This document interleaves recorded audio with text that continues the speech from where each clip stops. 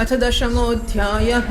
विदुर उवाच अन्तर्हिते भगवति ब्रह्मा लोकपितामहः प्रजाः ससर्ज कथिता दैहिकीर्मानसीर्विभुः ये च मे भगवन् पृष्टास्तय्यर्था बहुवित्तम तान् वदस्वानुपूर्वेण छिन्दिनः सर्वसंशयान्।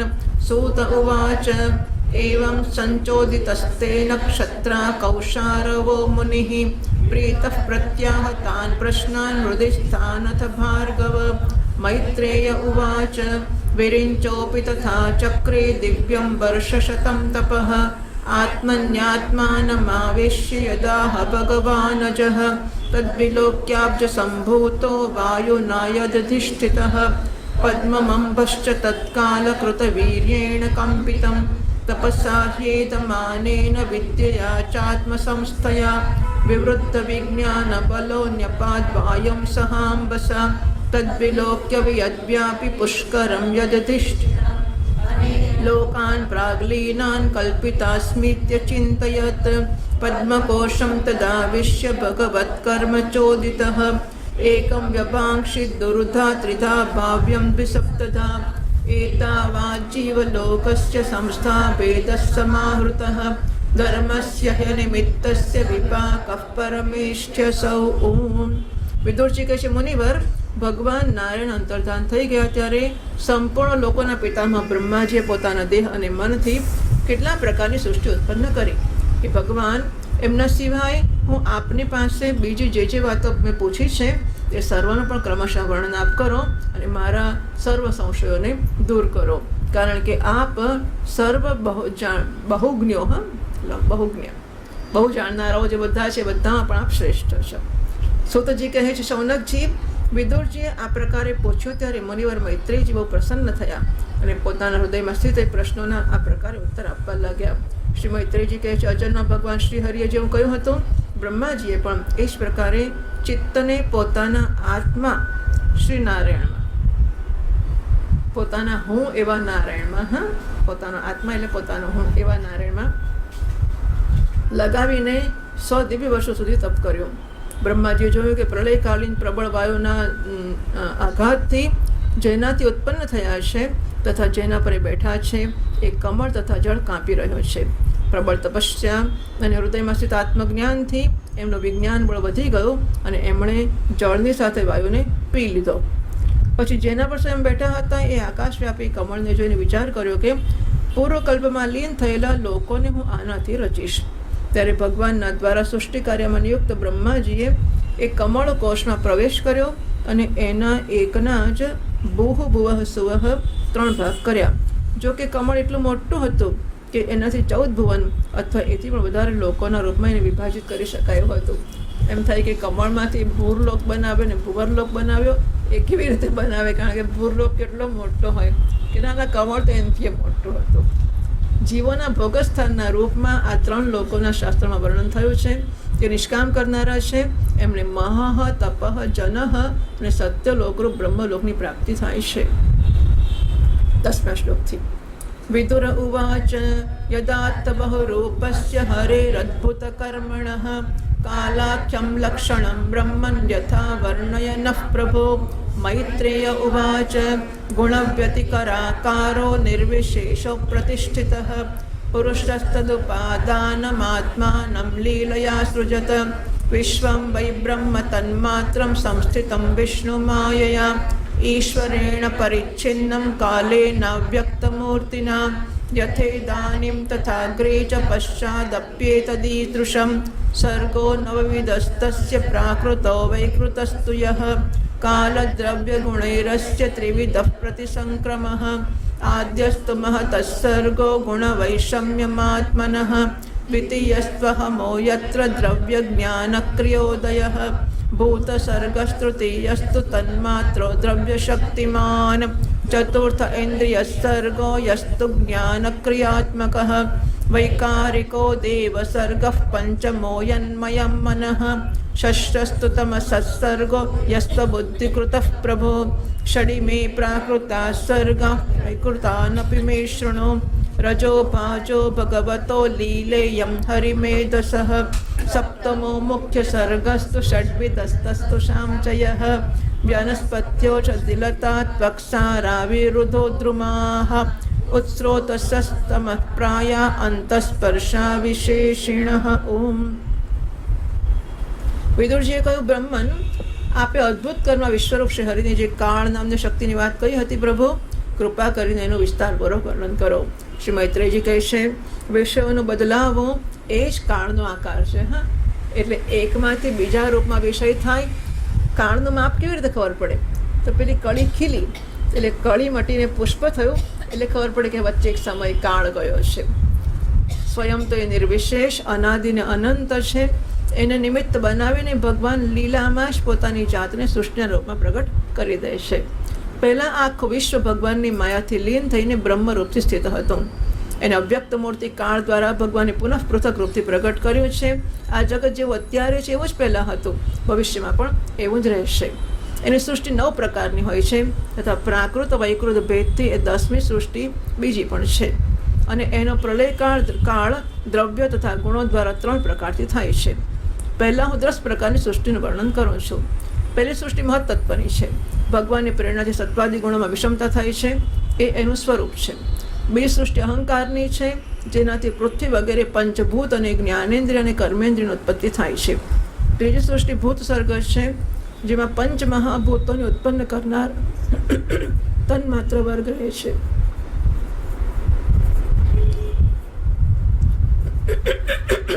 ચોથી સૃષ્ટિ ઇન્દ્રિયોની છે, તે જ્ઞાન અને ક્રિયાશક્તિથી સંપન્ન હોય છે. પાંચમી સૃષ્ટિ સાત્વિક અહંકારથી ઉત્પન્ન થયેલ ઇન્દ્રિય અધિષ્ઠાતા દેવતાઓની છે. મન પણ આ સૃષ્ટિના અંતર્ગત છે. છઠ્ઠી સૃષ્ટિ અવિદ્યાની છે, એમાં તામિશ્ર, અંધતામિશ્ર, તમ, મોહ ને મહામોહ આ 5 ગાંઠો છે. આ જીવોની બુદ્ધિનું આવરણને વિક્ષેપ કરનારી છે. આ 6 પ્રાકૃત સૃષ્ટિઓ છે. હવે એકૃત સૃષ્ટિઓનું વિવરણ સાંભળો. જે ભગવાન પોતાનું ચિંતન કરનારાના સમસ્ત દુઃખોને હરી લે છે. આ બધી લીલા એ શ્રી હરિની જ છે. એ જ બ્રહ્માના રૂપમાં રજોગુણનો સ્વીકાર કરીને જગતની રચના કરે છે. 6 પ્રકારની પ્રાકૃત સૃષ્ટિઓ પછી 7મી પ્રધાન વૈકૃત સૃષ્ટિ આ 6 પ્રકારના સ્થાવર વૃક્ષોની થાય છે. વનસ્પતિ, ઔષધિ, લતા, ત્વક્ષાર, વિરુદ્ધ અને દ્રુમ એમનો સંચાર નીચે મૂળથી ઉપરની તરફ થાય છે. અને એમનામાં પ્રાયઃ જ્ઞાન શક્તિ પ્રગટ રહેતી નથી અને એ અંદરને અંદર જ કેવળ સ્પર્શનો અનુભવ કરે છે તથા એમનામાંથી પ્રત્યેકમાં કોઈ વિશેષ ગુણ રહે છે. નીચે 5 નોટ છે. વનસ્પતિ આ બધા જે એમણે 6 ભાગ કહે ને 6 વનસ્પતિ જ છે. એ 6 નામ આપે તો શામાં કયો ફેર છે એ 5 નોટમાં કહે છે. વનસ્પતિ કોને કહેવાય? જે મોર આવ્યા વગર જ ફળે છે. જેમ કે ગુલર એટલે ઉમરડો, ઔદુંબર, વડ ને પીપળો, ટૂંકમાં 3 એક જ ફેમિલી છે, ફિક ફેમિલી. એટલે ફાઇકસ આ બધા જ ઉમરડો એટલે ઔદુંબર કદાચ તમે જાણતા હોય તેનું એનું ફળ, પીપળાનું ફળ અને વડનું ફળ બધા ફળો સરખા જ હોય. અંજીર પણ આપણું અંજીરનો પરિચય વધારે હશે આપણને, અને લીલા અંજીર પણ ઓળખતા હોઈશું. તો લીલું અંજીર આમ કેવું ગોળ હોય ને પછી ઉપર ડીચું હોય છે ને, બસ વડના ફળ ટેટો પણ એવો જ હોય અને પીપળાનું ફળ પણ એવું જ હોય અને ઔદુંબરનું પણ એવું જ હોય. અને બહુ જ નાના નાના પેલા કેવા અંજીરમાં ઝીણા બી હોય, બધામાં એવા ઝીણા બી હોય અને બધા પડીને બહુ જ ગંદવાડો કરે. બધા ઉપર બહુ જ પક્ષીઓ માળા બાંધે, બહુ મોટા મોટા વૃક્ષો હોય. હવે એમાં એવું છે કે એમના કહેવા પ્રમાણે મોર નથી આવતો એટલે ફૂલ નથી આવતા અને ફળ આવે છે. એવું તો કંઈ નહીં, મેં તપાસ નથી કરી. આ રહી જાય છે. ભાગવત જ્યારે ખોલીએ ત્યારે જ ખોલે છે, પછી આપણને એમ કંઈ તપાસ કરીશું, ફરી પાછું ભાગવત ખોલે ત્યારે જ યાદ આવે છે, ત્યાં જાણવાનું રહી ગયું છે. પણ આ બધી વનસ્પતિઓ કે ફૂલ વગરના ફળવાળી તો નથી જ, એમાં તો સવાલ જ નથી આવતો. એને આ લોકો વનસ્પતિ કહેશે. પછી છે શું છે ભાઈ, ઔષધિ. તો ફલપાકાંતા ઔષધયઃ. ફલ એક વર્ષે જ્યારે ધાન્ય આવી જાય એટલે ઘઉં, ચોખા આ બધી વસ્તુઓ છે એને ઔષધિ કહેશે. ફળ પાકી જાય ત્યારે નષ્ટ થઈ જાય છે. હા, ધાન્ય બધા જ ધાન્ય એ બધા અને ઘઉં, ચણા વગેરે એક જ વાર અનાજ આપે છે ને પછી નાશ પામી જાય છે. પછી ત્રીજી છે લતા, જે કોઈનો આશ્રય લઈને ચઢે છે, બ્રાહ્મી, ગિલોય વગેરે, એને લતા કહે છે, જે સ્વતંત્ર ઊભી રહી શકતી નથી. ત્વકસાર, જેમની છાલ બહુ કઠોર હોય છે, જેમ કે વાંસ વગેરે. પછી વિરુદ્ધ, જે લતા પૃથ્વી પર જ ફેલાય છે પણ કઠોર હોવાને કારણે ઉપર ચડતી નથી, જેમ કે ટેટી, તળબૂચ વગેરે. એટલે ટેટી, તળબૂચ તમે જુઓ તો એ નીચે નીચે જ ફેલાયા કરે જમીન ઉપર, ઉપર ચડતી નથી, કારણ કે આટલું મોટું લટકે તો પડે ને માથા. એટલે પેલો એક માણસ હતો તો વડના ઝાડ નીચે સૂતેલો. એને એવું થયું કે આ વડનું આટલું મોટું છે અને આટલો અમથો જ ફળ છે, વડનો ટેટો આટલો અમથો. એનો જીવ બળી ગયો, આવડા મોટા ઝાડનું આવું નાનું ફળ છે, જરા સરખું ફળતો હોય તો સારું નહીં. અને પછી ઉપરથી એક ટેટો પડ્યો ને માથા પર. એ સમજ પડી ગઈ કે હા, ભગવાને આટલા મોટા ઝાડનું આટલું નાનું ફળ કેમ બનાવ્યું છે, કારણ કે ધારો કે તરબૂચ જેવું ફળ બનાવ્યું હોય અને વડની નીચે કોઈ સૂઈ જાય અને તરબૂચ માથા પર પડે, આ તરબૂચ ફૂટી જાય એવું થાય. એટલે ભગવાને મોટા વડનું નાનું ફળ બનાવ્યું છે અને તરબૂચ ટેટીને જમીન પર જ રાખ્યા છે, એટલે કોઈ નીચે સૂવે નહીં અને કોઈના માથા પર પડે નહીં. શ્રી કૃષ્ણ કનૈયા લાલ કી જય. આ વિરુદ્ધ અને ધ્રુમ, જેમાં પહેલાં ફૂલ આવે ને પછી એમના સ્થાને ફળ લાગે, એને ધ્રુમ કહે છે. એટલે આંબા, જાંબુ વગેરે. ઠીક છે. 20મા શ્લોકથી વાંચીએ. તિરશ્ચામષ્ટમસર્ગસોષ્ટાવિંશદ્વિધો મતઃ અવિદો ભૂરિ તમસો ઘ્રાણજ્ઞા હૃદયવેદિનઃ ગૌરજો મહિષઃ કૃષ્ણ સુકરો ગવયોરુરુઃ દ્વિષફાઃ પશવશ્ચેમે અવિરુષ્ટશ્ચ સત્તમ ખરોશ્વોશ્વતરો ગૌરશરભશ્ચ મરી તથા એતે ચૈકશફાઃ ક્ષત્તઃ શૃણુ પંચનખાન પશૂન શ્વાસૃગાલો વૃકૌ વ્યાઘ્રો માર્જારશશલ્લકૌ સિંહઃ કપિર્ગજઃ કૂર્મો ગોધા ચ મકરાદયઃ કંકગૃદ્ધવટશ્યેન ભાસભલ્લૂકબર્હિણઃ હંસસારચક્રાહ્વકાકો લૂકાદયઃ ખગાः અર્વાક્સ્રોતસ્તુ નવમઃ ક્ષત્તરેકવિધો નૃણાં રજોધિકાः કર્મપરા દુઃખે ચ સુખમાનિનઃ વૈકૃતાશ્રય એવૈતે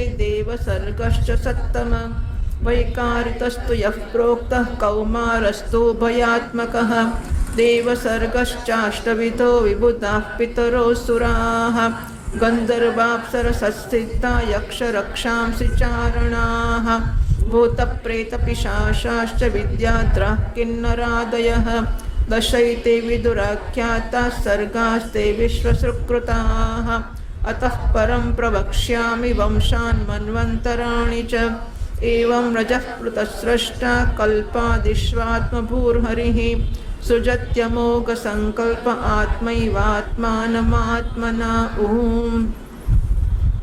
8મી સૃષ્ટિ તિર્યક યોનિઓ પશુ પક્ષીની છે. એ 28 પ્રકારની માનવામાં આવી છે. આ તપાસ કરી શકાય કે એનિમલ કિંગડમમાં કેટલું ક્લાસિફિકેશન છે, 28 છે કે નહીં. એમને કાળનું જ્ઞાન નથી હોતું. આગળ વનસ્પતિમાં એમણે કહ્યું કે એમને ખાલી સ્પર્શનું જ જ્ઞાન છે.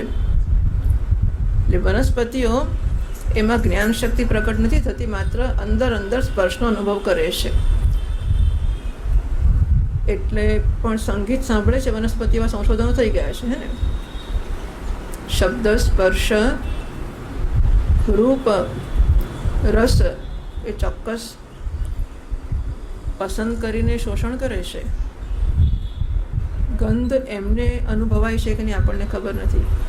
નહીં, એ હજુ ખબર નથી આપણને કે વનસ્પતિ ગંધ અનુભવે છે કે નહીં. વનસ્પતિ સંગીત અનુભવે છે, નક્કી થઈ ગયું છે. વનસ્પતિ પ્રેમ અનુભવે છે, નક્કી થઈ ગયું છે. વનસ્પતિ સ્પર્શ અનુભવે છે, નક્કી થયું છે. બીજા ગુણોની ખબર નથી આપણને. એ લોકો કહે છે કે માત્ર સ્પર્શનો અનુભવ કરે છે. અને પશુઓ છે એમને કાળનું જ્ઞાન નથી હોતું.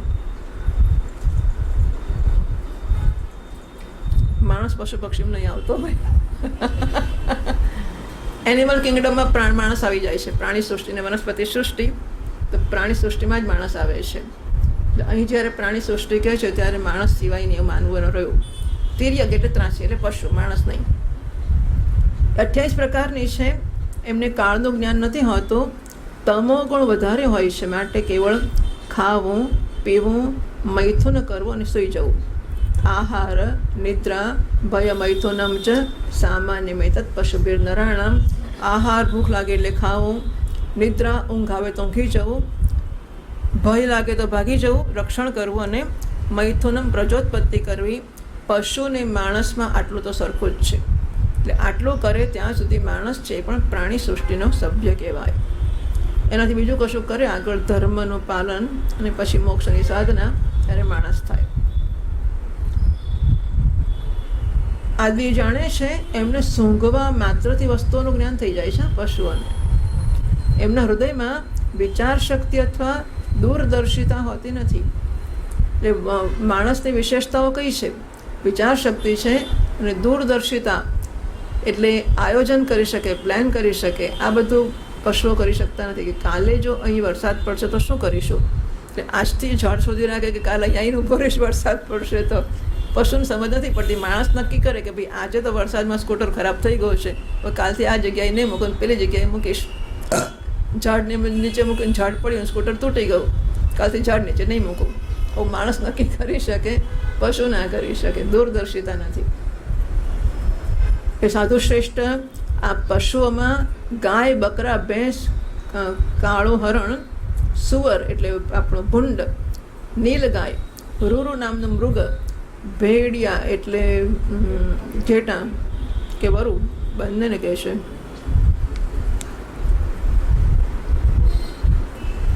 અને ઊંટ, આ 2 ખરીવાળા પશુ કહેવાય છે. ગધેડા, ઘોડા, ખચ્ચર, ગૌર, મૃગ, શરફ અને ચમરી, આ 1 ખરીવાળા કહેવાય છે. 5 નખવાળા પશુ પક્ષીઓ, તો પંચ નખા ભક્ષ્યા એવું વાક્ય આવે છે, એટલે પંચ નખા, એમાં આ છે. 5 નખવાળા પશુ પક્ષીઓ બંને છે પાછા. કૂતરા, શિયાળ, પછી વરુ, વાઘ, બિલાડી ને સસલું, પછી સાહુડી, સિંહ, વાંદરા, હાથી, કાચબો, પાટલાઘો અને મગર વગેરે પશુઓ. અને પક્ષીઓમાં બગલો, ગીધ, બટેર, બાજ, પછી કુકડો, ભલ્લુક, મોર, હંસ, સારસ, ચકવા, કૌવા અને ઉલ્લુ, આ ઉડનારા જીવો પક્ષી કહેવાય છે. વિદુરજી, 9મી સૃષ્ટિ મનુષ્યોની છે. એ એક જ પ્રકારની છે. એમનો આહારનો પ્રવાહ ઉપર મોઢા તરફથી નીચેની તરફ જ જાય છે. મનુષ્ય રજોગુણ પ્રધાન, કર્મપરાયણ અને દુઃખરૂપ વિષયોમાં જ સુખ માનનારો હોય છે. બોલો, માણસની વિશેષતા કઈ છે? માણસ દૂરદર્શિતા ધરાવે છે, પરંતુ ઉપયોગ નથી કરતો. કરે છે શું જીવનમાં? દુઃખ આપનારા વિષયો છે એમાં જે સુખ માને છે. આ માણસની વિશેષતા છે. લો, સ્થાવર, પશુ, પક્ષી અને મનુષ્ય, આ 3 પ્રકારની સૃષ્ટિઓ તથા આગળ કહેવામાં આવશે તે દેવ સર્ગ અને વૈકૃત સૃષ્ટિ છે. તથા જે મહત્તત્વાદિરૂપ વૈકારિક દેવ સર્ગ છે એની ગણના પહેલાં પ્રાકૃત સૃષ્ટિમાં કરવામાં આવી ગઈ છે. આ સિવાય સનતકુમાર વગેરે ઋષિઓનો જે કૌમાર સર્ગ છે એ પ્રાકૃત વૈકૃત બંને પ્રકારનો છે. દેવતા, પિતૃ, અસુર, ગંધર્વ, અપ્સરા, યક્ષ, રાક્ષસ, સિદ્ધચારણ, વિદ્યાધર, ભૂત, પ્રેત, પિશાચ અને કિન્નર, કિમ પુરુષ, અશ્વમુખ વગેરે ભેદથી દેવ સૃષ્ટિ 8 પ્રકારની છે. વિદુરજી, આ પ્રકારે જગત કરતા શ્રી બ્રહ્માજીની રચેલી આ 10 પ્રકારની સૃષ્ટિ મેં તમને કહી. આગળ હું વંશ અને મન્વંતરાદિનું વર્ણન કરીશ. આ પ્રકારે સૃષ્ટિ કરનાર સત્ય સંકલ્પ ભગવાન હરિ જ બ્રહ્માના રૂપથી પ્રત્યેક કલ્પના આરંભમાં રજોગુણથી વ્યાપ્ત થઈને સ્વયં જગતના રૂપમાં પોતાની જ રચના કરે છે. આ બધાએ જગતના સર્જનોના વર્ણનનો એક જ હેતુ કે ભગવાન અભિન્ન નિમિત્ત ઉપાદાન કારણ છે સ્થાપિત કરવું. ભગવાન જ બ્રહ્મા બને છે રજોગુણ લઈને, અને ભગવાન જ સત્વગુણ લઈને વિષ્ણુ બને છે. ભગવાન તમોગુણ લઈને રુદ્ર બને છે. પછી બ્રહ્માજી આ સર્જન કરે છે, અને દર નાના મોટા સ્થાન ઉપર કયા કરશે કે ભગવાન જ આ બધું છે. છેલ્લામાં છેલ્લું કયું? રજોગુણથી વ્યાપ્ત થઈને સ્વયં જગતના રૂપમાં ભગવાન જ પોતાની રચના કરે છે. કલ્પયત્યાત્મનાત્માનમ આત્માદેવસ્ય માયા. આત્માદેવ પોતે જ પોતાની રચના જગતના રૂપમાં કરે છે. એટલે રચનાર પણ એ જ છે, જે રચાય છે તે પણ એ જ છે, નિમિત્ત પણ નારાયણ છે, ઉપાદાન પણ નારાયણ છે. એટલે જગતમાં નારાયણથી અલગ કે નારાયણથી ભિન્ન કે નારાયણથી સ્વતંત્ર એક અંશ માત્ર નથી. એટલું એનું બધાનું તાત્પર્ય હોય છે. એટલે શ્રીમદ ભાગવતે મહાપુરાણે પારમહંસ્યામ સંહિતાયામ તૃતીય સ્કંધે દશમોધ્યાય. શ્રી કૃષ્ણાર્પણમસ્તુ.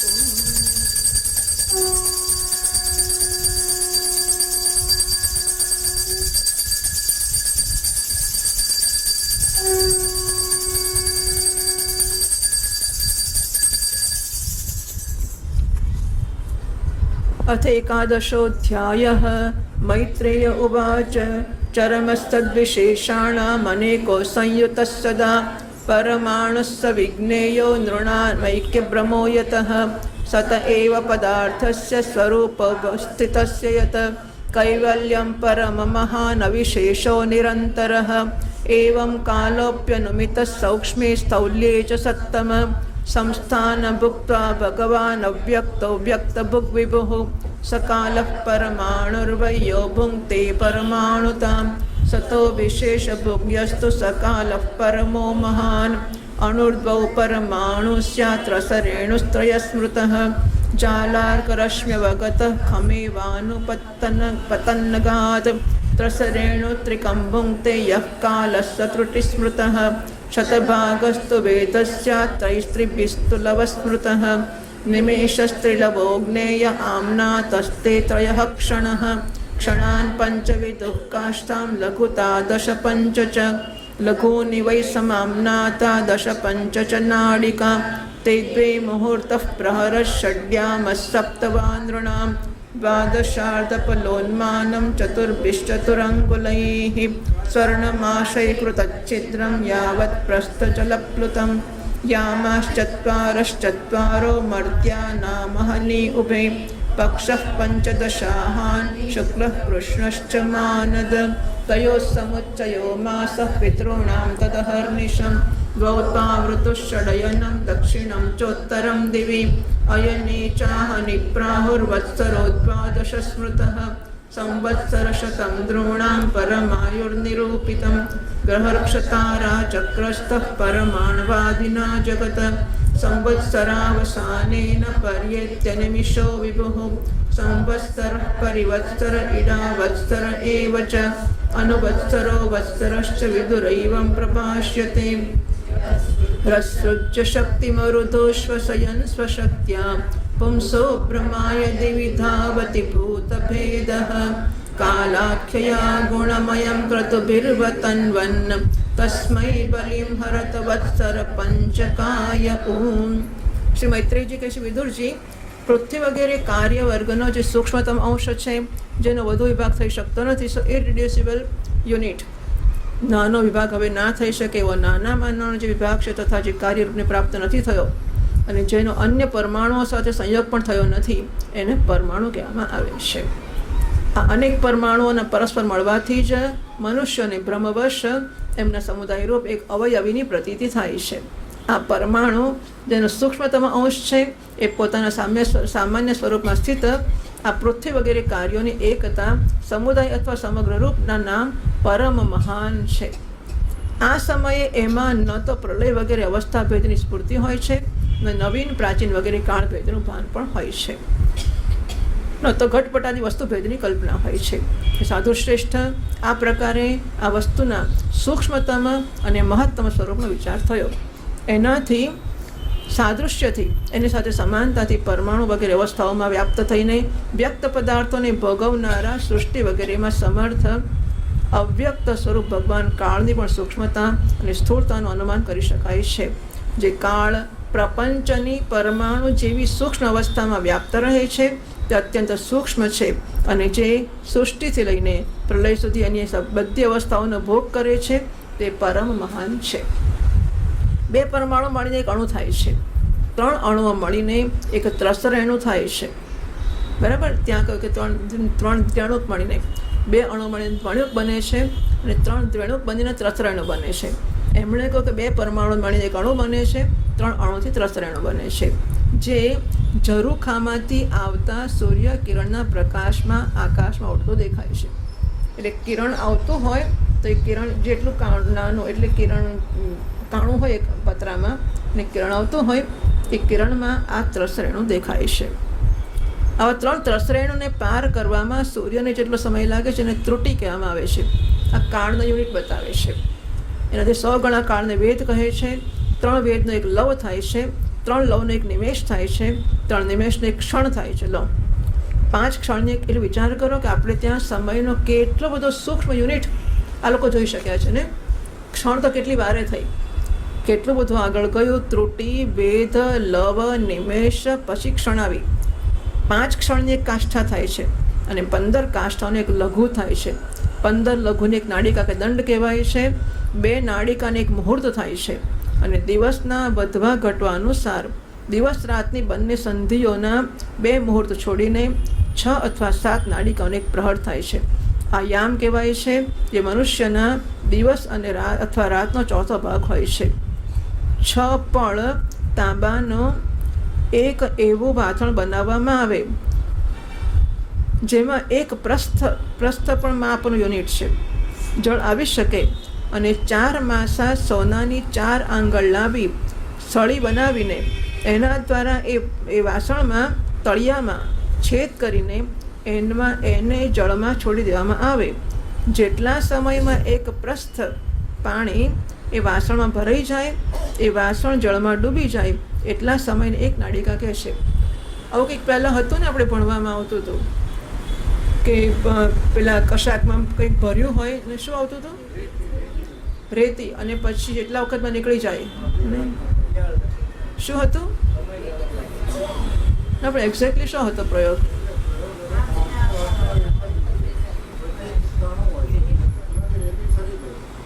જેટલી વારમાં સરી જાય એટલો અમુક ટાઈમ, અડધો કલાક. ઓકે, હા, ઓકે, હતું ખરું એવું સાધન મળતું હતું કે એક વાસણમાં રેતી ભરેલી હોય ને જે કાણું હોય, અને એ રેતી જેટલા વખતમાં ખાલી થઈ જાય એટલે અડધો કલાક થયો કહેવાય. એટલે આ લોકોને એનું પણ, એટલે તમે કે નવું નથી બનાવ્યું, આપણે બનાવેલું જ છે ક્યારના બધું. વિદુરજી, 4 પ્રહરના મનુષ્યના દિવસ અને રાત હોય છે. 15 દિવસ રાતના એક પક્ષ હોય છે. એ શુક્લ કૃષ્ણ ભેદથી 2 પ્રકારનો માનવામાં આવ્યો છે. આ બંને પક્ષો મળીને 1 મહિનો થાય છે, જે પિતૃનો 1 દિવસ રાત થાય છે. 2 માસનો એક ઋતુ અને 6 માસનો એક અયન થાય છે. અયન પ્રશ્નોપનિષદને તો બહુ લાંબુ કરી નાખવું પડે નહીં, આ બધું ઉમેરવું હોય તો. એમણે તો દિવસથી શરૂ કર્યું, તિથિથી. 2 માસનો એક ઋતુ અને 6 માસનો એક અયન થાય છે. અયન દક્ષિણાયન ઉત્તરાયણ ભેદથી 2 પ્રકારના છે. બંને અયન મળીને દેવતાઓનો 1 દિવસ રાત થાય છે. મનુષ્ય લોકનો 1 વર્ષ કે 12 મહિના થાય છે. આવા 100 વર્ષનું મનુષ્યનું પરમ આયુ બતાવવામાં આવ્યું છે. ચંદ્રમા વગેરે ગ્રહ, અશ્વિની આદિ નક્ષત્ર, સમસ્ત તારામંડળ અધિષ્ઠાતા કાળ સ્વરૂપ ભગવાન સૂર્ય પરમાણુથી લઈને સંવત્સર સુધી કાળમાં 12 રાશિ સુધી સંપૂર્ણ ભુવન કોષની નિરંતર પરિક્રમા કર્યા કરે છે. સૂર્ય એક રાશિમાં 1 મહિનો રહે છે. આમ 12 મહિનામાં 12 રાશિમાં સૂર્ય ફરે છે.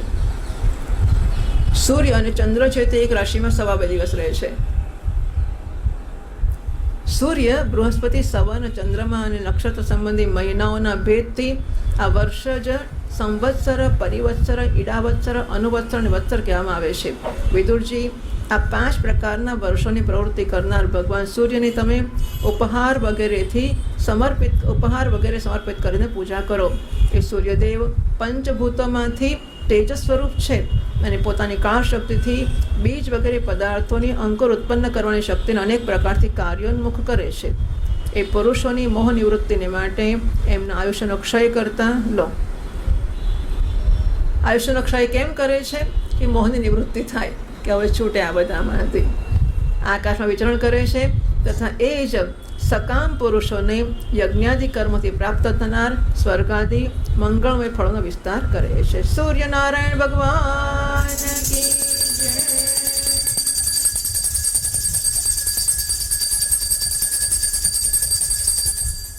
વિદુર ઉવાચ પિતૃદેવ મનુષ્યાણામાયઃ પરમિદં સ્મૃતં परेषां गतिमाचक्ष्व ये स्युः कल्पात् बहिर्विदः भगवान् वेदकालस्य गतिं भगवतो ननु विश्वं विचक्षते धीरा योगरात्तेन चक्षुषा मैत्रेय उवाच कृतं त्रेताद्वापरं च कलिश्चेत् चतुर्युगं दिव्यद्वादशभिर्वर्षैः सावधानं निरूपितं चत्वारि त्रीणि द्वे चैकं कृतादिषु यथाक्रमं संख्यातानि सहस्राणि द्विगुणानि शतानि च संध्यांशयोरन्तरेण यः कालशतसंख्ययोः तमेवाहुर्युगं तज्ज्ञा यत्र धर्मो वितीयते धर्मश्चतुष्पान् मनुजान् कृते समनुवर्तते स एवान्येष्वधर्मेण व्येतिपादेन वर्धता त्रिलोक्यायुगसाहस्रं बहिरात् ब्रह्मणो दिनं तावत्येव निशातात् अन्निमीलित निशावसान आरब्धो लोककल्पोऽनुवर्तते यावद्दिनं भगवतो मनोन्भुञ्जंश्चतुर्दश संसङ्कालं मनुर्भुङ्क्ते साधिकां ह्येकसप्ततिं मन्वन्तरेषु मनवस्तद्वंश्या ऋषयः सुराः भवन्ति चैव युगपत्सुरेशाश्चानुये च तान् एष दैनन्दिनः सर्गो ब्राह्मस्त्रैलोक्यवर्तनः तिर्यङ्नृपितृदेवानां सम्भवो यत्र कर्मभिः मन्वन्तरेषु भगवान् बिभ्रत्सत्त्वं समूर्तिभिः मन्वादिभिरिदं विश्वमवत्युदितपौरुषः तमो मात्रामुपादाय प्रतिसमृद्धविक्रमः कालेनानुगता शेष आस्ते तूष्णीं दिनात्यै तमेवान्वपि धीयन्ते लोका भूरादयस्त्रयः निशायामनुवृत्तायां निर्मुक्तशशिभास्करं त्रिलोक्यां दह्यमानायां शक्त्या सङ्कर्षणाग्निना यान्त्युष्मणामहर्लोकाञ्जनं भृग्वादयोर्दिताः तावत् त्रिभुवनं सद्यः कल्पान्तैथितसैन्धवः कोटाटोत्पचण्डवातैरितोर्मयः अन्तस्य तस्मिन् सलिले आस्तेऽनन्तासनो हरिः योगनिद्रानिमीलाक्षस्तूयमानो जनालयैः एवं विधैरहोरात्रैः कालगत्योपलक्षितैः अपक्षितमिवास्यापि परमायुर्वयशतम् ॐ। વિદુરજી કહે છે, મુનિવર આપે દેવતા પિતૃ અને મનુષ્યના પરમાયુષ્યનું વર્ણન તો કર્યું. હવે જે સનકાદિ જ્ઞાની મુનિજનો ત્રિલોકીની બહાર કલ્પથી પણ અધિક કાળ સુધી રહેનારા છે એમના પણ આયુષ્યનું વર્ણન કરો. આપ ભગવાન કાળની ગતિ સારી પેઠે જાણો છો, કારણ કે જ્ઞાની લોકો પોતાની યોગ સિદ્ધ દિવ્ય દૃષ્ટિથી આખા સંસારને જોઈ લે છે. મૈત્રેયજી કહે છે, વિદુરજી સત્યયુગ, ત્રેતા, દ્વાપર અને કળી આ ચાર યુગ પોતાની સંધ્યા અને સંધ્યાંશો સહિત દેવતાઓના 12,000 વર્ષ સુધી રહે છે એવું કહેવામાં આવ્યું છે. આ સત્યાદિ ચાર યુગોમાં ક્રમશઃ 4, 3, 2 અને 1 સહસ્ત્ર દિવ્ય વર્ષ હોય છે. પ્રત્યેકમાં જેટલા 1000 વર્ષ હોય છે એનાથી 2 ગણા 100 વર્ષ એમની સંધ્યા અને સંધ્યાંશોમાં હોય છે. નીચે પાદનો લખે છે, અર્થાત સત્યયુગમાં 4000 દિવ્ય વર્ષ યુગના અને 800 સંધ્યા અને સંધ્યાંશના આ પ્રકારે 4800 વર્ષ સત્યયુગમાં હોય છે. આ પ્રકારે ત્રેતામાં 3600, દ્વાપરમાં 2400 અને કળિયુગમાં 1200 દિવ્ય વર્ષ હોય છે. સારું છે ને, કળિયુગમાં ઓછા છે, સારી વાત છે કે મોટા ઓછા થતા જાય છે. સત્યયુગમાં વધારે, ત્રેતામાં એનાથી ઓછા, દ્વાપરમાં એનાથી ઓછા, ત્રેતામાં એનાથી ઓછા, પછી દ્વાપરમાં એનાથી ઓછા, કળિયુગમાં એનાથી ઓછા. મનુષ્યનું 1 વર્ષ દેવતાઓનો 1 દિવસ હોય છે. આથી દેવતાઓનું 1 વર્ષ મનુષ્યના 360 વર્ષ જેવું થયું. આ પ્રકારે માનવીય પ્રમાણથી કળિયુગમાં 4,32,000 વર્ષ થયા તથા એનાથી બમણા દ્વાપરમાં, 3 ગુણા ત્રેતામાં અને 4 ગુણા સત્યયુગમાં હોય છે. યુગના આરંભમાં સંધ્યા હોય છે, અંતમાં સંધ્યાનો અંશ હોય છે. એમની વર્ષ ગણના સેંકડોની સંખ્યામાં બતાવવામાં આવી છે. એમની વચમાં જે કાળ હોય છે એને કાળ વેતાઓ યુગ કહે છે. પ્રત્યેક યુગમાં એક વિશેષ ધર્મનું વિધાન પ્રાપ્ત થાય છે. સત્યયુગના મનુષ્યોમાં ધર્મ પોતાના 4 ચરણથી રહે છે. પછી અન્ય યુગોમાં અધર્મની વૃદ્ધિ થતાં એનું એક ચરણ ક્ષીણ થતું જાય છે. પ્યારા વિદુરજી, ત્રિલોકીની બહાર મહરલોકથી બ્રહ્મલોક સુધીની અહીંની 1 સહસ્ત્ર ચતુર્યુગીનો 1 દિવસ થાય છે. અને એટલી જ મોટી રાત્રિ હોય છે જેમાં જગત કરતા બ્રહ્માજી શયન કરે છે. એ રાત્રિનો અંત થતાં આ લોકનો કલ્પ આરંભ થાય છે. એનો ક્રમ જ્યાં સુધી બ્રહ્માજીનો દિવસ રહે ત્યાં સુધી ચાલે છે. આ એક કલ્પમાં 14 મનુ થાય છે. પ્રત્યેક મનુ 71 ચતુર્યુગીથી કંઈક વધારે કાળ. સો 71 વત્તા 6/14 એટલે ચતુર્યુગી ત્યાં સુધી પોતાનો અધિકાર ભોગવે છે. 14 એવું કહેવાય. પ્રત્યેક મન્વંતરના ભિન્ન ભિન્ન મનુષ્ય, રાજા લોકો, સપ્તર્ષિ, દેવગણ, ઇન્દ્ર એમના અનુયાયી ગંધર્વ વગેરે સાથે સાથે જ પોતાનો અધિકાર ભોગવે છે. આ બ્રહ્માજીની પ્રતિદિનની સૃષ્ટિ છે, જેમાં 3 લોકની રચના થાય છે. પોતાના કર્મ અનુસાર પશુ, પક્ષી, મનુષ્ય, પિતૃ, દેવતાઓની ઉત્પત્તિ થાય છે. આ મન્વંતરોમાં ભગવાન સત્વગુણનો આશ્રય લઈને પોતાના મનુ વગેરે મૂર્તિઓ દ્વારા પૌરુષ પ્રગટ કરતા વિશ્વનું પાલન કરે છે. કાળક્રમથી જ્યારે બ્રહ્માજીનો દિવસ વીતી જાય છે ત્યારે તમોગુણના સંપર્કનો સ્વીકાર કરીને પોતાની સૃષ્ટિ રચનારૂપ પૌરુષને સ્થગિત કરીને નિશ્ચેષ્ટ ભાવથી સ્થિત થઈ જાય છે. એ સમય આખો વિશ્વ એમનામાં લીન થઈ જાય છે. જ્યારે સૂર્યચંદ્રમાંથી રહિત એ પ્રલય રાત્રિ આવે છે ત્યારે તે ભૂહ ભુવ સ્વઃ 3 લોક એમની બ્રહ્માજીના શરીરમાં છુપાઈ જાય છે. એ વખતે 3 લોક શેષજીના મુખમાંથી નીકળેલ અગ્નિરૂપ ભગવાનની શક્તિથી બળવા લાગે છે. આથી એના તાપથી વ્યાકુળ થઈને ભૃગુ વગેરે મુનીશ્વરગણ મહરલોકથી ચંદ્રલોકમાં ચાલ્યા જાય છે. એમાં 7 સમુદ્ર પ્રલયકાળના પ્રચંડ પવનથી ઉમટીને પોતાના ઉછળતા ઉત્તાલ તરંગોથી ત્રિલોકીને ડુબાવી દે છે. ત્યારે આ જળની અંદર ભગવાન શેષશાહી યોગ નિદ્રાથી આંખો બંધ કરીને શયન કરે છે. એ સમયે જનલોક નિવાસી મુનિગણ એમની સ્તુતિ કર્યા કરે છે. ભગવાન શયન કરે ત્યારે બધા એમની સ્તુતિ કરે છે. આ પ્રકારે કાળની ગતિથી 1000 ચતુર્યુગના રૂપમાં પ્રતીત થનાર દિવસ રાતના આવવા જવાથી બ્રહ્માજીના 100 વર્ષનું પરમ આયુષ્ય પણ જાણે કે ખલાસ પૂરું થઈ જતું એવું દેખાય છે. બ્રહ્માજીના અહીંથી બાકી છે 33મા શ્લોકથી.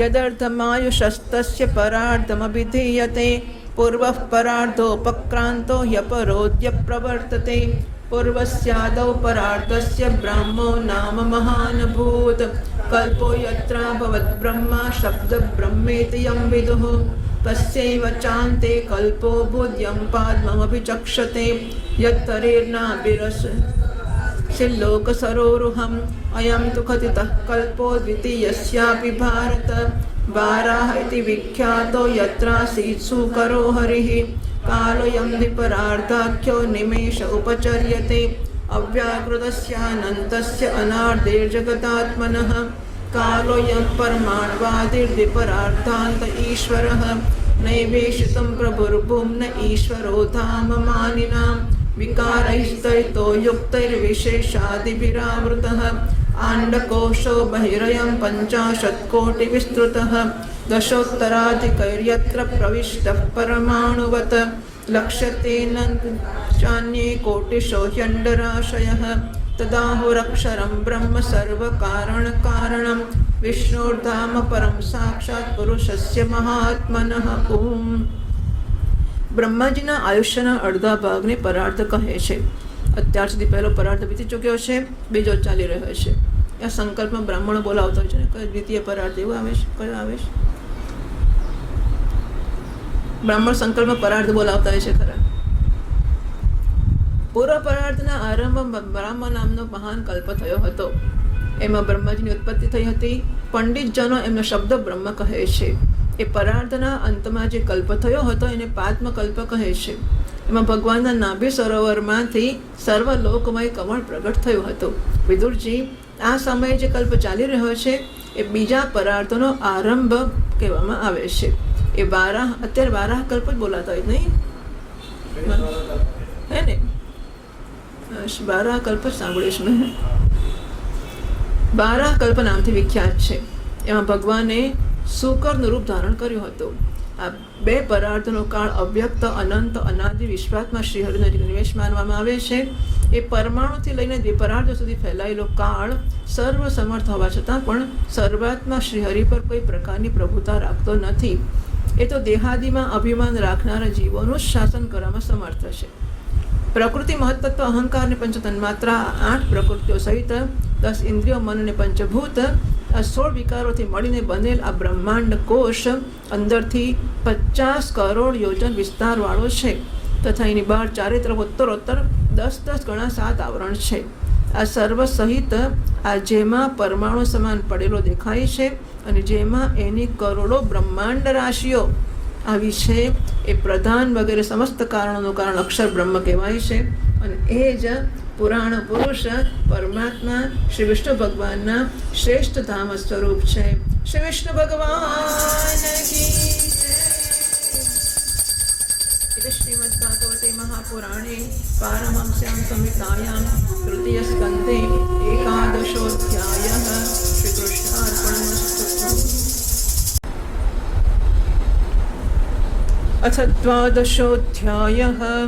मैत्रेय उवाच इति ते वर्णितक्षत्तः कालाख्यः परमात्मनः महिमा वेदगर्भोऽथ यथास्ताक्षी निबोध मे ससर्जाग्रेन्दतामिश्रमततामिश्रमादिकृत महामोहं च मोहं च तमश्चाज्ञानवृत्तयः दृष्ट्वा पापीयसीं सृष्टिं नात्मानं बह्वमन्यत भगवद्ध्यानपूतेन मनसान्यां ततो सृजत सनकं च सनन्दं च सनातनमथात्मभूः सनत्कुमारं च मुनिर्निष्क्रियानूर्ध्वरेतसः तान् बभाषे स्वभूः पुत्रान् प्रजासृजत पुत्रकाः तन्नैच्छन्मोक्षधर्माणो वासुदेवपरायणाः सोऽवध्यातस्सुतैरेवं प्रत्याख्यातानुशासनैः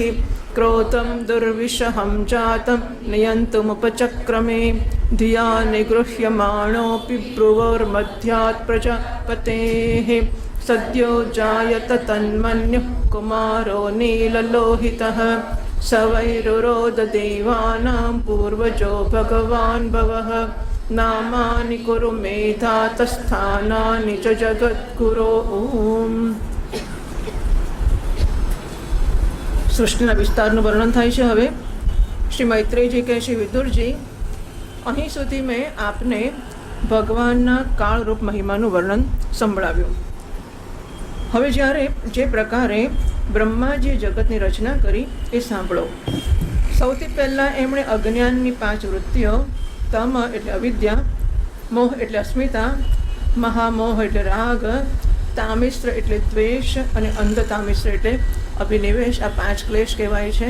અવિદ્યા, અસ્મિતા, રાગ, દ્વેષ અને અભિનિવેશ એની રચના કરી. પરંતુ આ અત્યંત પાપમય સૃષ્ટિને જોઈને એમણે પ્રસન્નતા ના થઈ. ત્યારે એમણે પોતાના મનને ભગવાનના ધ્યાનથી પવિત્ર કરીને એનાથી બીજી સૃષ્ટિ રચી. આ વખતે બ્રહ્માજીએ સનક, સનંદન, સનાતન અને સનતકુમાર આ 4 નિવૃત્તિ પરાયણ ઊર્ધ્વરેતા મુનિઓને ઉત્પન્ન કર્યા. પોતાના આ પુત્રોને બ્રહ્માજીએ કહ્યું, પુત્રો, તમે લોકો સૃષ્ટિ ઉત્પન્ન કરો. પરંતુ જન્મથી જ આ પુત્રો મોક્ષ માર્ગ, નિવૃત્તિ માર્ગનું અનુસરણ કરનારા હતા અને ભગવાનના ધ્યાનમાં તત્પર હતા. આથી એમણે આમ કરવાની ઈચ્છા ના કરી. એમને એવી વૃત્તિ જ નહીં કે સંસારમાં પ્રવૃત્તિમાં પડવું. જ્યારે બ્રહ્માજીએ જોયું કે મારી આજ્ઞા આ માનતા નથી અને મારા પુત્ર મારો તિરસ્કાર કરે છે, ત્યારે એમને અસહ્ય ક્રોધ થયો. એમણે ક્રોધને રોકવાનો પ્રયત્ન તો બહુ કર્યો, પણ બુદ્ધિ દ્વારા બહુ રોકવા છતાં પણ ક્રોધ તત્કાલ પ્રજાપતિની ભ્રમરોની વચમાંથી એક નીલ લોહિત, નીલ અને લાલ રંગના બાળકના રૂપમાં પ્રગટ થઈ જ ગયો. એ દેવતાઓના પૂર્વજ ભગવાન ભવ, રુદ્ર રડી રડીને કહેવા લાગ્યા, જગતપિતા, વિધાતા, મારું નામ કહો, મને રહેવાનું સ્થાન બતાવો. એટલે રોદિતી રુદ્ર, આટલું બધું રડતા હતા એટલા માટે એમનું નામ રુદ્ર પડ્યું. હા, 9મા શ્લોકથી વાંચીએ.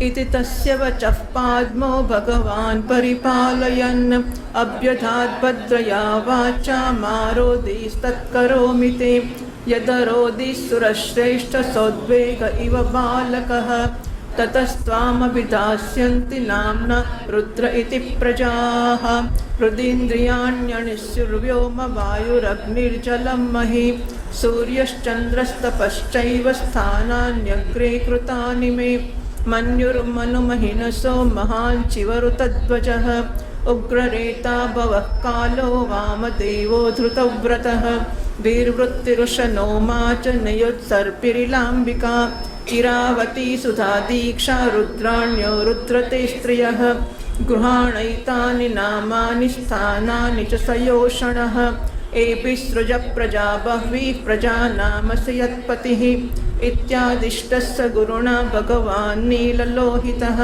सत्त्वाकृतिस्वभावेन ससर्जात्मसमाः प्रजाः रुद्राणां रुद्रसृष्टानां समन्ताद्ग्रसतां जगत् निशाम्यासङ्ख्यशो यूथान् प्रजापतिरशङ्कत अलं प्रजाभिः सुरोत्तम मया सह दहन्तीभिर्दिशश्चक्षुर्भिरुल्बणैः तप आतिष्ठ भद्रं ते सर्वभूतसुखावहं तपसैव यथा पूर्वं स्रष्टा विश्वमिदं भवान् तपसैव परं ज्योतिर्भगवन्तमधोक्षजं सर्वभूतगुहावासमञ्जसा विन्दते पुमान् ओम। ત્યારે કમળયોની ભગવાન બ્રહ્માએ એ બાળકની પ્રાર્થના પૂરી કરવા માટે મધુર વાણીમાં કહ્યું, તું રડીશ ના, હા, તારી ઈચ્છા હમણાં હું પૂરી કરું છું. એ દેવશ્રેષ્ઠ, તમે જન્મ લેતા જ બાળકની જેમ અત્યંત દુષ્કા ભરીને રડવા લાગ્યા. આથી પ્રજા તમને રુદ્ર નામથી બોલાવશે. તમારા રહેવા માટે પહેલાં જ મેં હૃદય, ઇન્દ્ર, પ્રાણ, આકાશ, વાયુ, અગ્નિ, જળ, પૃથ્વી, સૂર્ય, ચંદ્ર અને તપ આ સ્થાન રચેલા છે. તમારું નામ મન્યુ, તમારું નામ મન્યુ, મનુ, મહિનસ, મહાન, શિવ, ઋતધ્વજ, ઉગ્રરીતા, ભવ, કાલ, વામદેવ અને ધૃતવ્રત થશે. તથા ધીવૃત્તિ, ઉષણા, ઉમા, નિયુત, સર્પી, ઈલા, અંબિકા, ઈરાવતી, સુધા અને દીક્ષા 11 રુદ્રાણીઓ તમારી પત્નીઓ થશે. 11 રુદ્ર અને 11 રુદ્રાણી. તમે ઉપરયુક્ત નામ, સ્થાન અને સ્ત્રીઓનો સ્વીકાર કરો અને એમના દ્વારા બહુ બધી પ્રજાને ઉત્પન્ન કરો, કારણ કે તમે પ્રજાપતિ છો. લોકપિતા બ્રહ્માજીની આવી આજ્ઞા થઈ ત્યારે ભગવાન નીલલોહિત બળ, આકાર અને સ્વભાવમાં પોતાના જ જેવી પ્રજા ઉત્પન્ન કરવા લાગ્યા. ભગવાન રુદ્ર દ્વારા ઉત્પન્ન થયેલ આ રુદ્રોનો અસંખ્ય યુથ બનાવીને આખા સંસારને ભક્ષણ કરતા જોઈને બ્રહ્માજીને મોટી શંકા થઈ ગઈ. ત્યારે એમણે રુદ્રને કહ્યું, હે સુરશ્રેષ્ઠ, તમારી પ્રજા તો પોતાની ભયંકર દૃષ્ટિથી મને અને બધી દિશાઓને ભસ્મ કરી નાખે છે.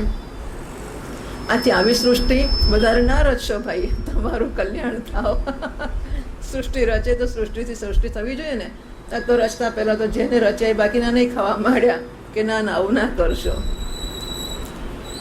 હવે તમે સમસ્ત પ્રાણીઓને સુખ આપે એવું તપ કરો. પછી એ તપના પ્રભાવથી જ તમે પહેલાંની જેમ આ સંસારની રચના કરજો. પુરુષ તપ દ્વારા જ ઇન્દ્રિયાતીત, સર્વાંતર્યામી, જ્યોતિ સ્વરૂપ શ્રી હરિને સુગમતાથી પ્રાપ્ત કરી શકે છે. આગળ 20મા શ્લોકથી વાંચીએ. મૈત્રેય ઉવાચ એવમાત્મભુવાદિષ્ટઃ પરિક્રમ્ય ગિરાં પતિં બાડમિત્યુમમામન્ત્ર્ય વિવેશ તપસેવનમ અથાભિધ્યાય તત્સર્ગં દશપુત્રાः પ્રજગ્નિરે ભગવચ્ચક્તિયુક્તસ્ય લોકસંતાનહેતવઃ મરીચિરંત્ર્યંગિરસૌ પુલસ્ત્ય પુલઃ ક્રતુઃ ભૃગુર્વશિષ્ઠો દક્ષશ્ચ દશમસ્તત્ર નારદઃ उत्संगान्नारदो जग्ने दक्षोऽङ्गुष्ठात् स्वयंभुवः प्राणाद्वसिष्ठः सञ्जातो भृगुस्त्वचिकरात् क्रतुः पुलहो नाभितो जग्ने पुलस्त्यः कर्णयोर्ऋषिः अङ्गिरामुखतोक्ष्णोत्रिर्मरीचिर्मनसोऽभवत् धर्मस्तनात् दक्षिणतो यत्र नारायणः स्वयम् अधर्मः पृष्ठतो यस्मान् मृत्युर्लोकभयङ्करः हृदि कामो ब्रुवः क्रोधो लोभश्चादरदच्छदात् आस्याद्वाक्सिन्धवो मेढ्रान् निर्वृतिः पायरुक्षयः देवहूत्याः पतिः प्रभुः मनसो देहतश्चेदं जग्ने विश्वकृतो जगत् वाचं दुहितरं तन्वीं स्वयंभूर्हरतीं मनः अकामां चकमेक्षत्तस्य काम इति न श्रुतं तमधर्मे कृतमतिं विलोक्य पितरं सुताः मरीचि मुख्या मुनयो विश्रम्भात् प्रत्यबोधयन् नैतत्पूर्वैः कृतं त्वद्ये न करिष्यन्ति चापरे यत्त्वं दुहितरं गच्छेरनिगृहात्मजं प्रभुः तेजीयसामपि ह्येतन्न शुश्लोक्यं जगद्गुरो यद्वृत्तमनुतिष्ठन् वै लोकः क्षेमाय कल्पते तस्मै नमो भगवते य इदं स्वेन रोचिषा आत्मस्थं व्यञ्जयामास सधर्मं पातुमर्हति स इत्थं गृणतः पुत्रान् पुरो दृष्ट्वा प्रजापतीन् प्रजापतिपतिस्तन्वं तत्याजव्रीडितस्तदा तां दिशो जगृहुर्घोरां निहारं यद्विदुस्तमः कदाचिद्ध्यायतस्रष्टुर्वेदा आसंश्चतुर्मुखात् कथं स्रक्ष्याम्यहं लोकान् समवेतान् यथा पुरा चातुर्होत्रं कर्मतन्त्रमुपवेदनयैः सह धर्मस्य पादाश्चत्वारस्तथैवाश्रमवृत्तयः। ओम। શ્રી મૈત્રેયજી કહે છે, જ્યારે બ્રહ્માજી આવી આજ્ઞા કરી ત્યારે રુદ્રએ કહ્યું બહુ સારું, આને શિરોધાર્ય કરીને પછી એમની અનુમતિ લઈને તથા એમની પરિક્રમા કરીને એ તપશ્ચર્યા કરવા માટે વનમાં ચાલ્યા ગયા. આ પછી જ્યારે ભગવાનની શક્તિથી સંપન્ન બ્રહ્માજીએ સૃષ્ટિ માટે સંકલ્પ કર્યો ત્યારે એમના 10 બીજા પુત્રો ઉત્પન્ન થયા. એમનાથી લોકની બહુ વૃદ્ધિ થઈ. એમના નામ હતા મરીચી, અત્રિ, અંગિરા, પુલસ્ત્ય, પુલહ, ક્રતુ, ભૃગુ, વશિષ્ઠ, દક્ષ અને 10મા નારદજી હતા. એમાં નારદજી પ્રજાપતિ બ્રહ્માજીની ગોદમાંથી, દક્ષ અંગૂઠાથી, વશિષ્ઠ પ્રાણથી, ભૃગુ ત્વચાથી, ક્રતુ હાથમાંથી, પુલહ નાભીથી, પુલસ્ત્ય ઋષિ કાનોમાંથી, અંગિરા મુખમાંથી, અત્રિ નેત્રોમાંથી અને મરીચી મનમાંથી ઉત્પન્ન થયા. પછી એમના જમણા સ્તનથી ધર્મ ઉત્પન્ન થયો, જેની પત્ની મૂર્તિમાંથી સ્વયં નારાયણ અવતીર્ણ થયા અને એમની પીઠથી અધર્મનો જન્મ થયો અને એનાથી સંસારને ભયભીત કરનાર મૃત્યુ ઉત્પન્ન થયો. આ પ્રકારે બ્રહ્માજીના હૃદયથી કામ, ભ્રમરથી ક્રોધ, નીચેના હોઠથી લોભ, મુખથી વાણીની અધિષ્ઠાત્રી દેવી સરસ્વતી, લિંગથી સમુદ્ર, ગુદાથી પાપનું નિવાસ સ્થાન, રાક્ષસોના અધિપતિ નિવૃત્તિ, છાયાથી દેવહૂતિના પતિ ભગવાન કરદમજી ઉત્પન્ન થયા. આ પ્રકારે આખો જગત વર્તા બ્રહ્માજીના શરીર અને મનથી ઉત્પન્ન થયા.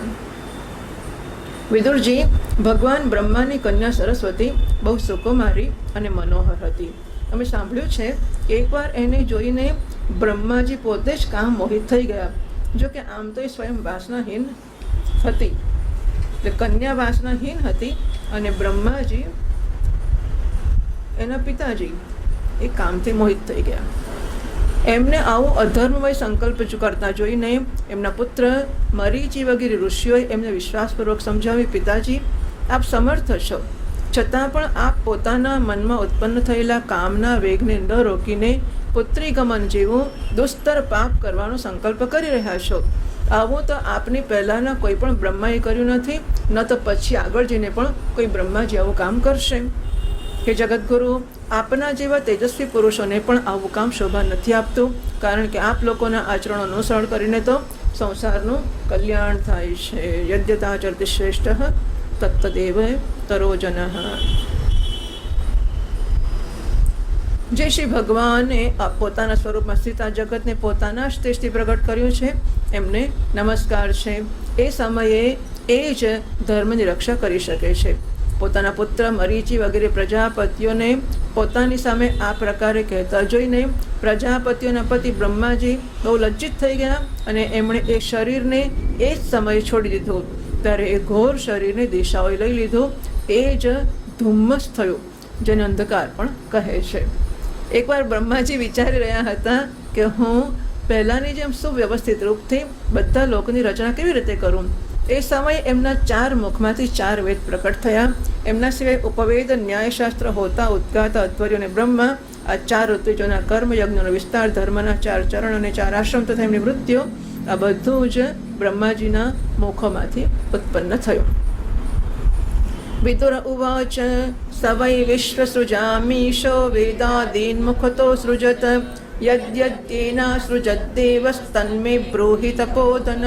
મૈત્રેય ઉવાચ ऋग्यजुस्सामाथर्वाख्यान् वेदान् पूर्वादिभिर्मुखैः शस्त्रमिज्यां स्तुतिस्तोमं प्रायश्चित्तं व्यधात् क्रमात् आयुर्वेदं धनुर्वेदं गान्धर्वं वेदमात्मनः सापत्यं चासृजद्वेदं क्रमात् पूर्वादिभिर्मुखैः इतिहासपुराणानि पञ्चमं वेदमीश्वरः सर्वेभ्य एव वक्त्रेभ्य ससृजे सर्वदर्शनः षोडशयुक्तौ पूर्ववक्त्रात् पुरीष्यग्निष्टुतावथ आप्तोर्यामातिरात्रौ च वाजपेयं सगोसवं विद्यादानं तपःसत्यं धर्मस्येति पदानि च आश्रमांश यथा संख्यमसृजत् सह वृत्तिभिः सावित्रं प्राजापत्यं च ब्राह्मं चाथ बृहत् तथा वार्ता सञ्चयशालीन शीलोञ्च इति वै गृहे वैखानसा वाल्लखिल्या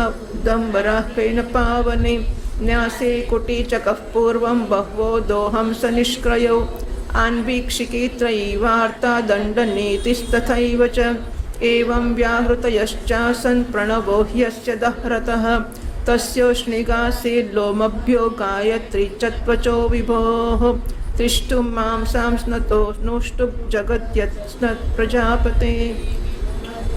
આપણે 45મો શ્લોક વાંચીએ.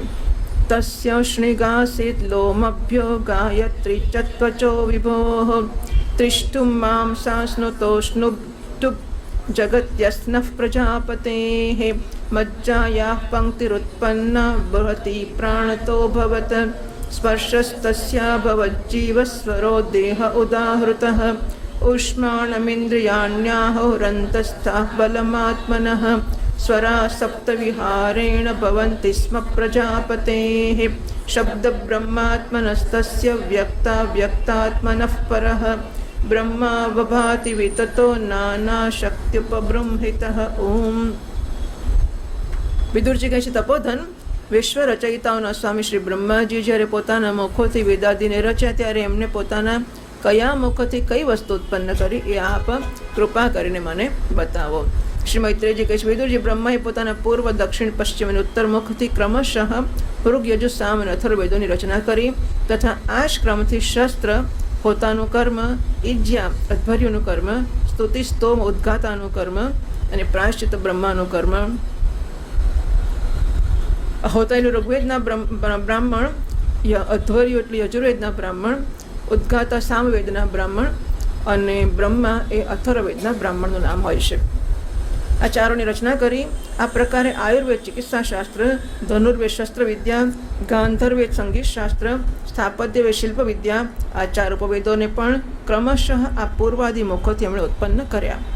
પછી સર્વદર્શી ભગવાન બ્રહ્માએ પોતાના ચારેય મુખોથી ઇતિહાસ પુરાણરૂપ 5મો વેદ બનાવ્યો.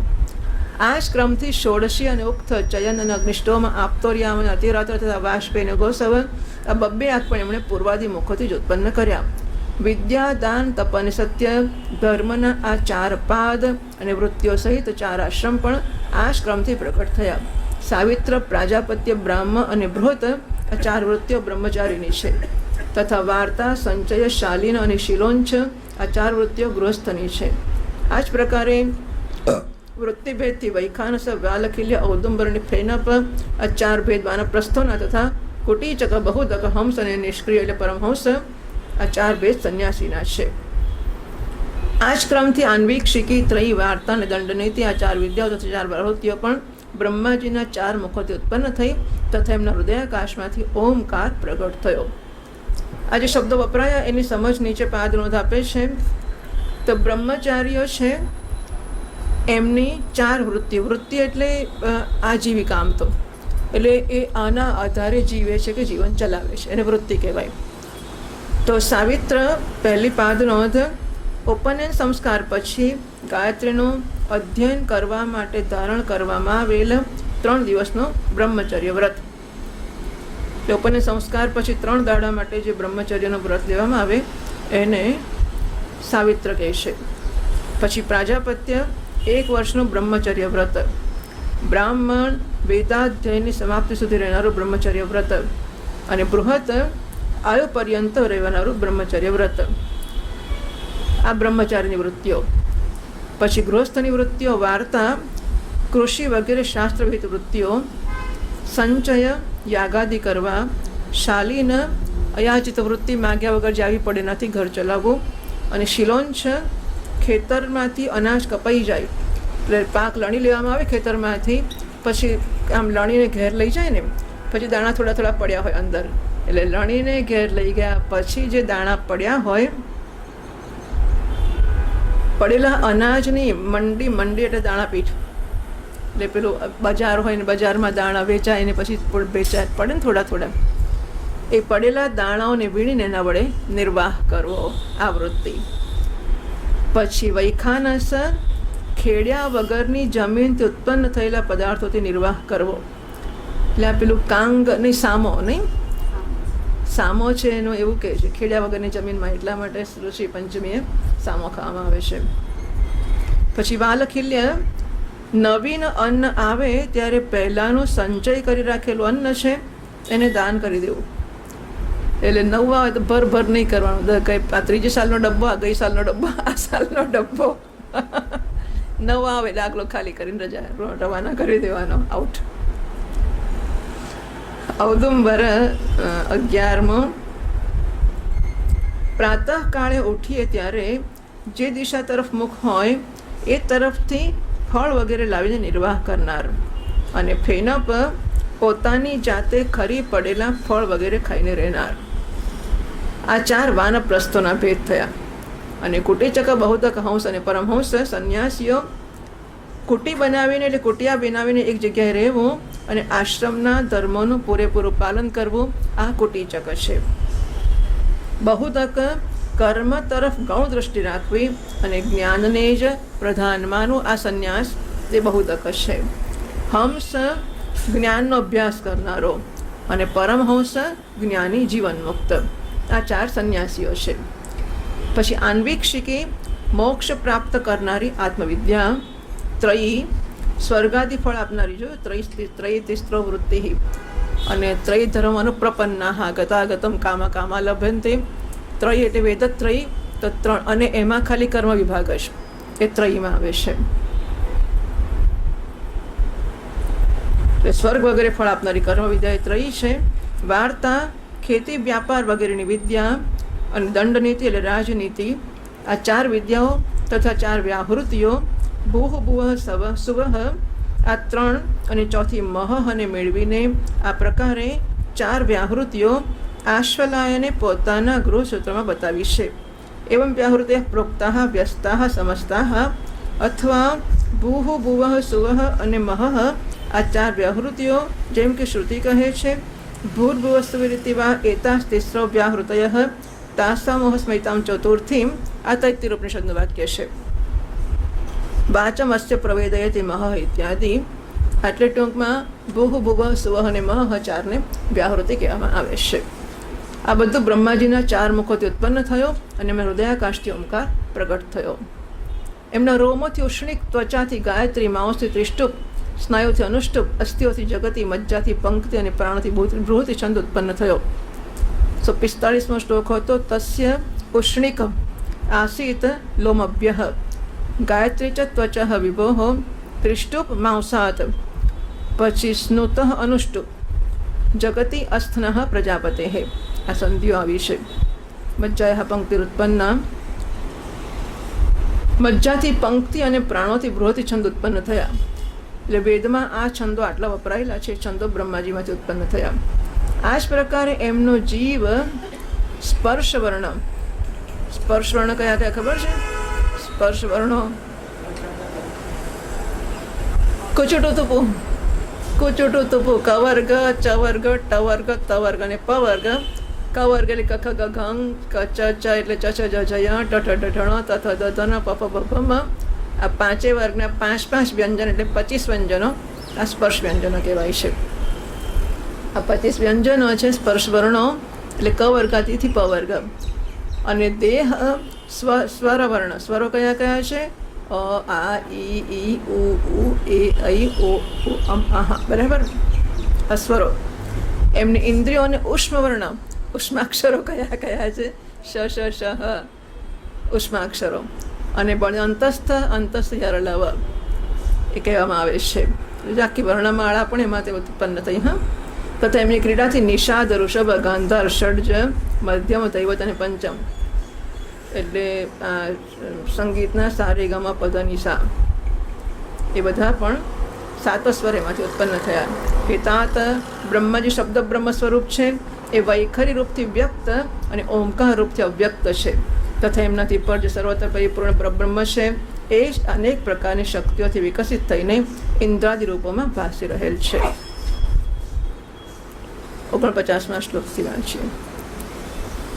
તતો પરામુપાદાય સસર્ગાય મનોદધે ઋષીણાં ભૂરિ વીર્યાણામપી સર્ગમવિસ્તૃતં જ્ઞાત્વા તદ્હૃદયે ભૂયશ્ચિંતયામાસ કૌરવ અહો અદ્ભુતમેતન્મે વ્યાપૃતસ્યાપી નિત્યદા નશ્યેતન્તે પ્રજાનોનં દૈવમત્ર વિઘાતકં એવં યુક્તકૃતસ્તસ્ય દૈવં ચાવેક્ષતસ્તદા કસ્ય રૂપમભૂદ્વેધા યત્કાયમપि ચક્ષતે તાભ્યાં રૂપવિભાગાભ્યાં મિથુनं સમપદ્યત યસ્તુ તત્ર પુમાંસો ભૂન્મનુસ્વાયંભુવસ્વરાટ સ્ત્રિયાસીચ્છતરૂપાખ્યા મહિષ્યસ્ય મહાત્મનઃ તદા મિથુનધર્મેણ પ્રજાયેધાં બભૂવિરે સ ચાપि શતરૂપાયાં પંચાપત્યાન્યજીજનત પ્રિયવ્રતોત્તાનપાદો तिस्रः कन्याश्च भारत आकूतिर्देवहूतिश्च प्रसूतिरिति सत्तम आकूतिं रचये यतु मध्यमां दक्षायादात् प्रसूतिं च यत् आपूरितं जगत् आकूतिं रुचये प्रादात् कर्दमायतु मध्यमां दक्षायादात् प्रसूतिं च यत आपूरितं जगत्. ओम. વિદુરજી, બ્રહ્માજીએ પહેલાં કામાસક્ત શરીર જેમાંથી ધુમ્મસ બન્યું હતું એ છોડ્યા પછી બીજું શરીર ધારણ કરીને વિશ્વનો વિસ્તાર કરવાનો વિચાર કર્યો. એ જોઈ ચૂક્યા હતા કે મરીચી વગેરે મહાન શક્તિશાળી ઋષિઓથી પણ સૃષ્ટિનો વિસ્તાર ખાસ કંઈ થયો નથી. એ મનમાં ને મનમાં વળી ચિંતા કરવા લાગ્યા. અરે, મોટી આશ્ચર્યની વાત છે. હું નિરંતર પ્રયત્ન કર્યા કરું છું પણ પ્રજાની વૃદ્ધિ થતી જ નથી. મને લાગે છે કે આમાં દેવતાઓ કંઈક વિઘ્ન નાખતા જણાય છે. જે સમયે યથોચિત ક્રિયા કરનારા શ્રી બ્રહ્માજી આ પ્રકારે દૈવના વિષયમાં વિચાર કરતા હતા એ સમયે અકસ્માત એમના શરીરના 2 ભાગ થઈ ગયા. ક બ્રહ્માજીનું નામ છે. એમનાથી વિભક્ત થવાને કારણે શરીરને કાય કહેવામાં આવે છે. આ બંને વિભાગોથી એક સ્ત્રી પુરુષનું જોડું પ્રગટ થયું. એમાં જે પુરુષ હતો એ સાર્વભૌમ સમ્રાટ સ્વયંભૂ મનુ થયા. જે સ્ત્રી હતી એ એમની મહારાણી શતરૂપા થઈ. ત્યારથી મિથુન ધર્મ સ્ત્રી પુરુષના સંભોગથી પ્રજાની વૃદ્ધિ થવા લાગી. મારા સ્વયંભૂ મનુએ શતરૂપાથી 5 સંતાન ઉત્પન્ન કર્યા. એ સાધુ શિરોમણી વિદુરજી, એમાં પ્રિયવ્રત અને ઉત્તાનપાદ 2 પુત્રો હતા અને આકૃતિ, દેવહૂતિને પ્રસૂતિ 3 કન્યાઓ હતી. મનુજીએ આકૃતિનો વિવાહ રુચિ પ્રજાપતિ સાથે કર્યો. વચલી કન્યા દેવહૂતિ કરદમજીને આપી, પ્રસૂતિ દક્ષ પ્રજાપતિને આપી. આ 3 કન્યાઓની સંતતિથી આખો સંસાર ભરાઈ ગયો. એટલે શ્રીમદ્ભાગવતે મહાપુરાણે પારમહંસ્યામ સંહિતાયામ તૃતીય સ્કંદે 12 શ્રી કૃષ્ણાર્પણમસ્તુ.